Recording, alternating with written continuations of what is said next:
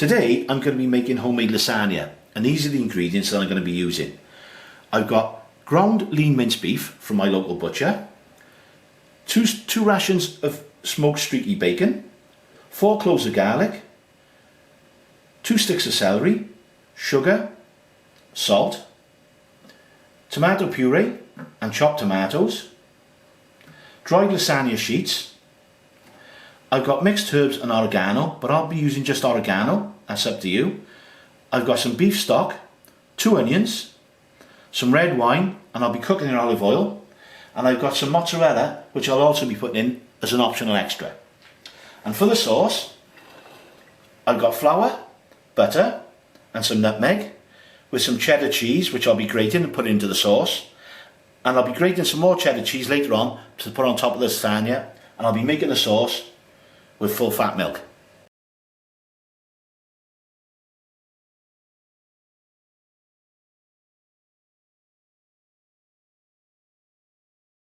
I've got the oil heating in the pan, and the bacon, I've just cut it up into small pieces, and we're going to cook that through. I've started to get some colour on the bacon, and now that's ready now to add the 2 sticks of celery that I've chopped. I'm going to start cooking that through.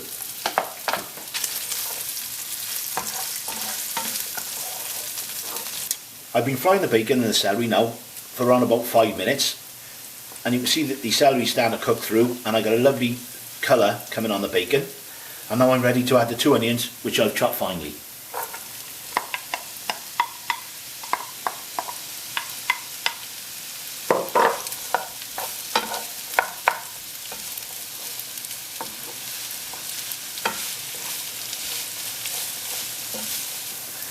Right, I've softened the onions now, and I've cooked them down, and now I'm ready to add the mince. Right, I've browned all the mince, as you can see. There's plenty of colour in there. And now I'm ready for the garlic. There's 4 cloves of garlic gone in, crushed. Give that a mix through, and we've got to cook that through.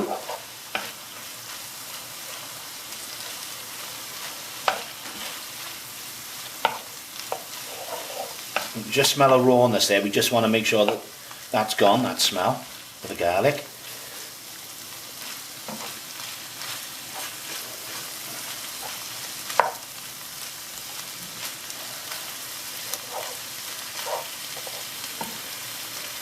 The oregano,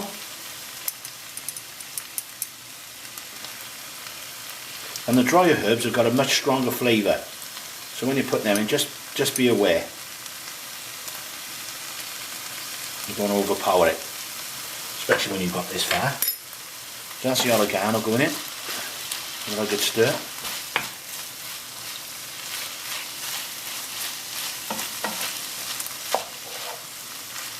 You can smell it now coming together, it smells great. And then a bit of salt.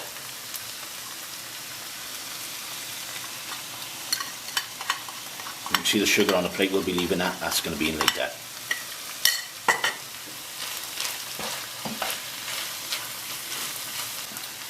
I've added the herbs and the garlic, and there's a lovely pungent smell coming off here now. And now we're ready for the red wine.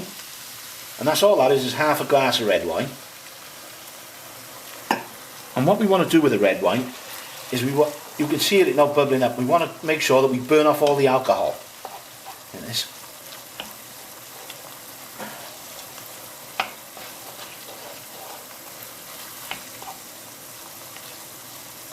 And that's doing its job.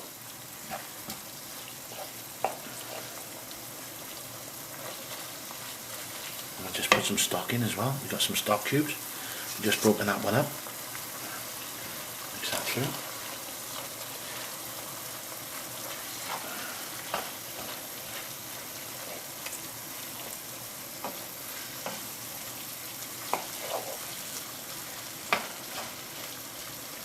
And the more flavours I'm adding, the more the smell. It smells fantastic.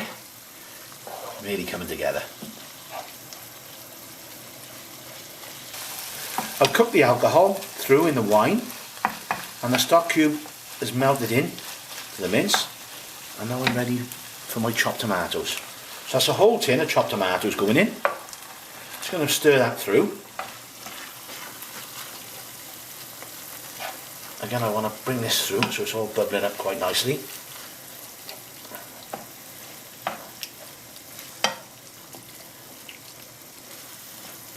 I'm just going to add the tomato puree.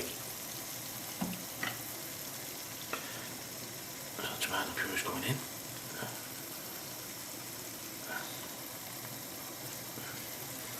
That's it. And I'm looking to cook all this through now and get it nice and bubbling.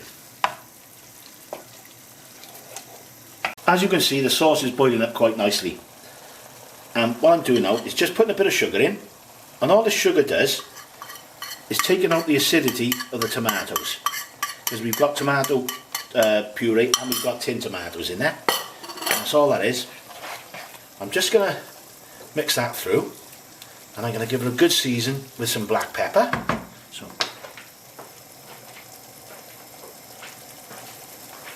I'll give that a good season, because we're going to leave this now on low and let it bubble away for about another 5 minutes. That's plenty of black pepper gone in there. Give that a stir, and I have to say that it does smell really nice. I can't wait to get stuck into this.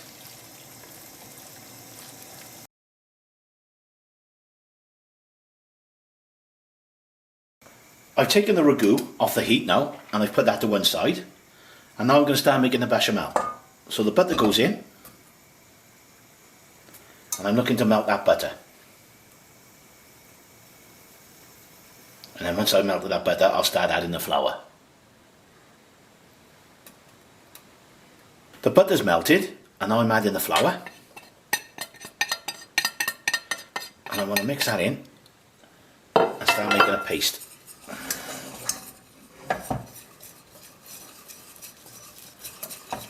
Start to cook the flour in the butter.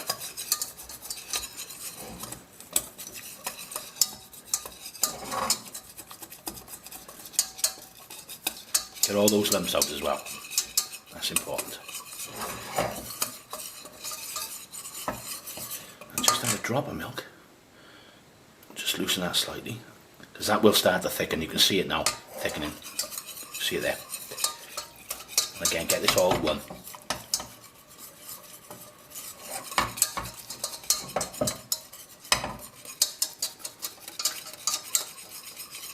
See it there thickening? That's exactly what we're looking for. Put that back in the milk. Same thing, add a bit more milk, loosen it again.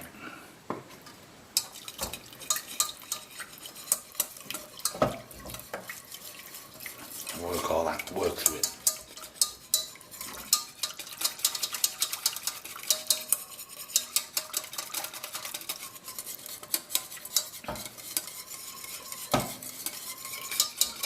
See there, starting to pick all the lumps up, and that's nice and smooth.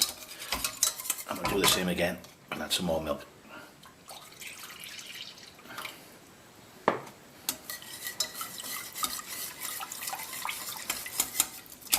I'll just be bringing this up to the boil, and I'm just adding a bit of nutmeg in here now.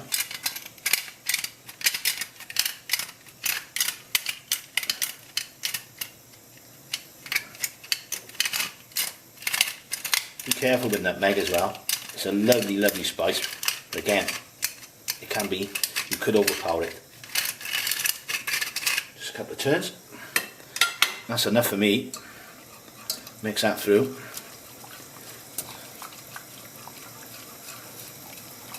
Start cooking through. I'm going to start adding the cheese.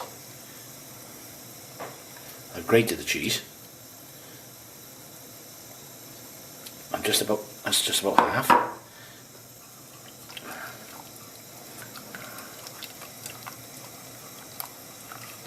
And so far, that's a pint of milk. And if the cheese does start to thicken, I will add a bit more milk.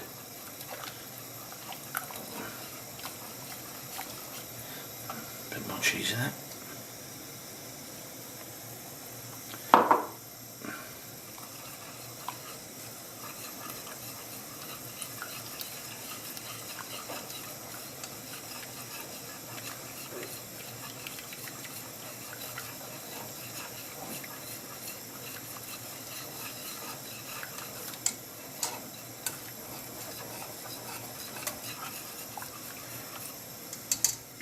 There's the rest of the cheese.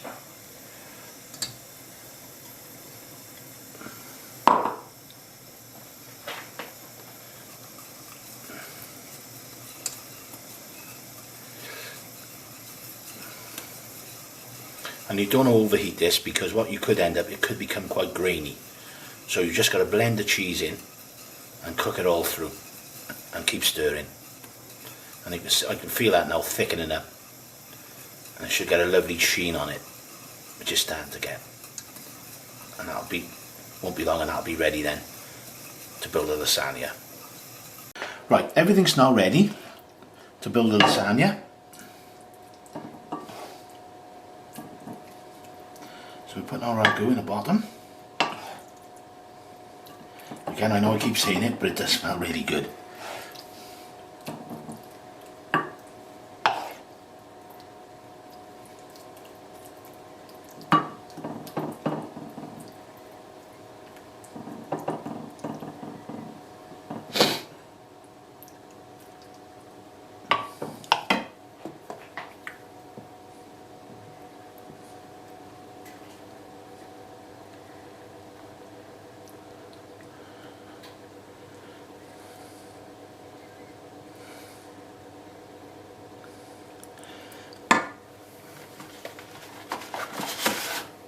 Now the sheets. Yeah,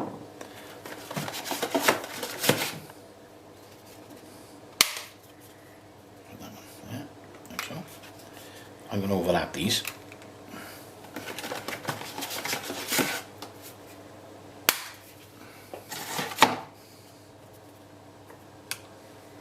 Same again now.